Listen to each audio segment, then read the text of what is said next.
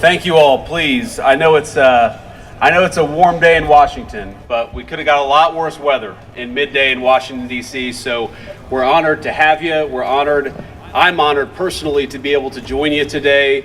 And I know from the entire Trump administration, the president, who we heard earlier is overseas, to this great team behind us, we are proud to stand behind the men and women in blue, and we will keep on doing it every day for the next 3.5 years. God bless you.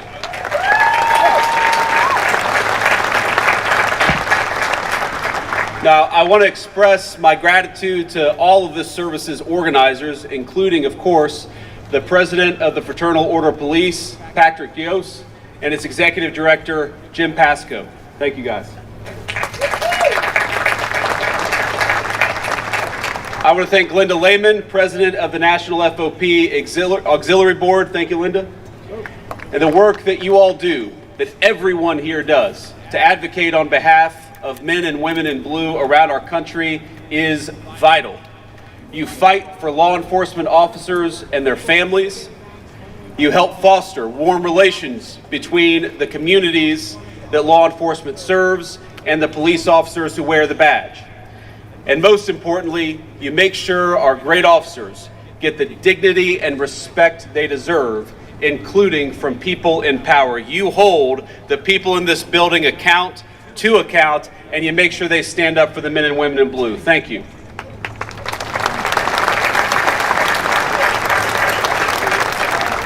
Now, one of our administration's greatest goals is to give the American people a renewed sense of ownership over their own country, ownership over their homes, over their neighborhoods, and over their city streets. But none of that would be possible if we don't have a functional system of law or the means to enforce it. Law is the root of ordered liberty in the United States. It is the foundation of a peaceful society.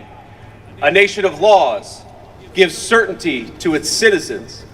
It enables them to participate in civic life, to work and raise families, to build a business, all with the assurance that they have a consistent and dependable legal system that will keep them safe as they work every day to realize their dreams.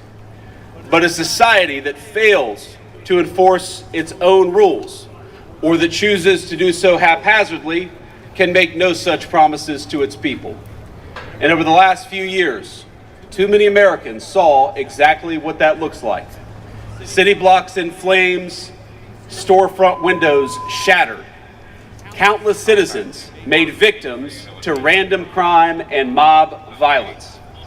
In America, we honor the men and women who recognize the value of a peaceful, orderly society and who have chosen to devote their lives to preserving, as the president said, that fragile barrier between civilization and chaos. And today, of course, we mourn those who made the ultimate sacrifice in the line of that duty.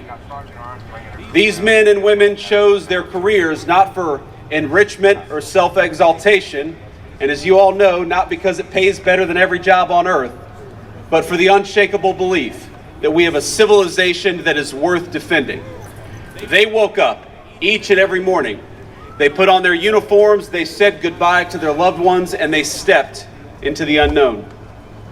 They ran toward danger when others would flee. They didn't hesitate. They didn't waver. They stood tall when others could not. Those officers upheld the rule of law. They fought for that line between civilization and chaos so that freedom could remain more than a promise. It could be the reality of day-to-day life in this country, the foundation of our prosperity and the foundation of American greatness. And we gather today, all of us, in debt to these fallen officers, united in grief and united in gratitude.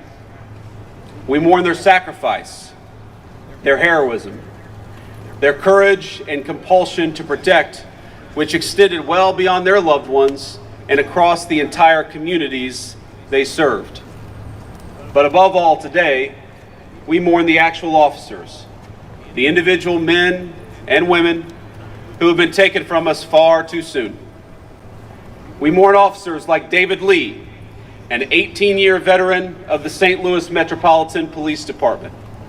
Last September, Officer Lee was responding to a single-car crash on Interstate 70, a highway I've driven a number of times. As he was retrieving traffic cones from his own vehicle, an illegal immigrant, speeding and under the influence of alcohol, lost control of his car and struck Officer Lee. He was critically injured and passed away during surgery. He died as he lived, serving others tirelessly without fail, and he left behind a grieving wife and 2 beautiful children. We mourn officers like Fernando Esqueda, a deputy sheriff who had served the Houston area with the Harris County Sheriff's Office for 5 years. Now, after his department launched a manhunt against a suspect thought to have violently assaulted a nearby clerk, Deputy Esqueda sprang into action. His fellow detectives were able to narrow down an area of interest for the suspect's getaway vehicle, but unable to find the car, they ended up dropping the search. Yet Deputy Esqueda returned to the spot and was able to make a positive ID on the vehicle.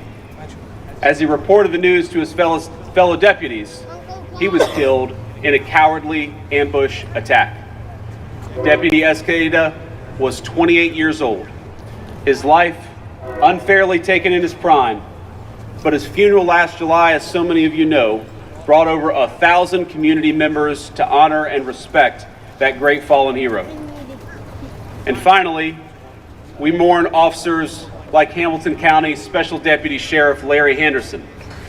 Now, I realize this case occurred not in 2024, but more recently, not even 2 weeks ago, in fact. But the story hits especially close to home because I am, of course, a person who calls Cincinnati my home. Deputy Henderson was an exemplary public servant to Southwestern Ohio, the part of the country that made me who I am. He dedicated 33 years of his life to protecting the people of Hamilton County, Ohio. But even after having retired recently from the force, Deputy Henderson continued to step up and serve his community. While directing traffic near the University of Cincinnati during a commencement event, he was attacked and killed by a man he'd never even met. A man who we now know targeted Deputy Henderson simply because he was an officer of the law. Deputy Henderson devoted his career to protecting the lives of complete strangers, only to have a complete stranger take his own. And it's a story all of you know too well and happens too often in our country. Now, that case is now in the courts, where I pray his family gets the swift justice that it deserves. But all of us here today pray for Deputy Henderson, Deputy Esqueda, for Officer Lee, and for the many other peace officers we recognize and honor here today. Their sacrifice was not in vain, but in the furtherance of the most noble ideals and most critical mission of our nation. They laid down their lives to defend safe homes, peaceful neighborhoods, and the quiet order that gives structure and decency to our great American society. And today, we pray as well for the families, the friends, and the other loved ones of every one of these officers, mourning even today people who were taken from us far too soon. Behind each of those officers' badges was a beating heart, a family waiting to hear how the day went, a home left emptier and quieter and sadder than it should be. And I want to speak directly to all of those personally mourning here today. Your loss is our nation's loss. Your grief is our grief. Your heartbreak is our heartbreak. You all feel their absence with a depth and level of pain, of course, that I can't possibly begin to comprehend. But I'm here today to tell you that our administration, and I believe the whole of the American community, stands with you, both as fellow citizens, but also as beneficiaries of the ultimate sacrifice laid down by your loved ones. We love you and we're grateful to you. Their names will never be forgotten, nor will their heroic act of service, which inspire our nation and fill us with great purpose. I hope you know how deeply our administration from President Trump on down care about them and care about you. Backing our nation's fallen officers as well as their families has been a consistent priority the president's whole life, from when he was a real estate developer in New York to now when he's the president of the United States. The president and all of us, we love you, we care about you, and we will do everything in our power to help you. It's why last month he took executive action to defend our nation's law enforcement officers, including by creating strong new legal protections and directing federal resources to improve training and pay. It's why our great Attorney General here, the Department of Justice, is working even today with punishing state and local jurisdictions that restrict our peace officers' ability to do their jobs, and with pursuing the death penalty for criminals who murder our cops.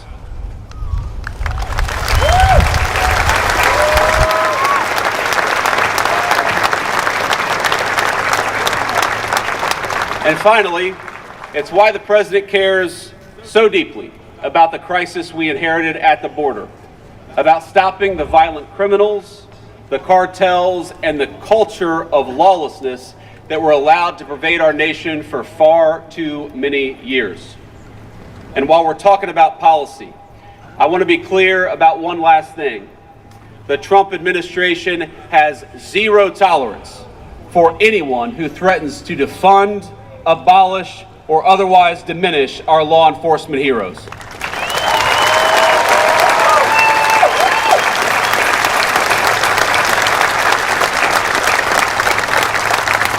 And I know that none of us here like crime, but last year in November, I think the American people killed the defund the police movement, and they used Donald J. Trump as the murder weapon. It is gone from this country, and we're never going to let it come back.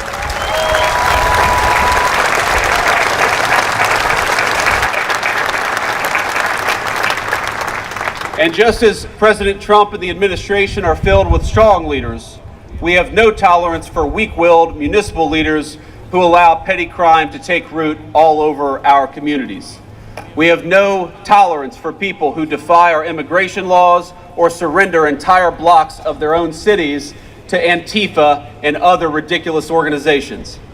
And perhaps worst of them all, we have no tolerance for far-left prosecutors boosted in their elections by faraway billionaires who come into office and simply decline to take action against criminals. We are going to fight against crime, we're going to fight against criminals, and we're going to empower all of you to do your jobs every single day.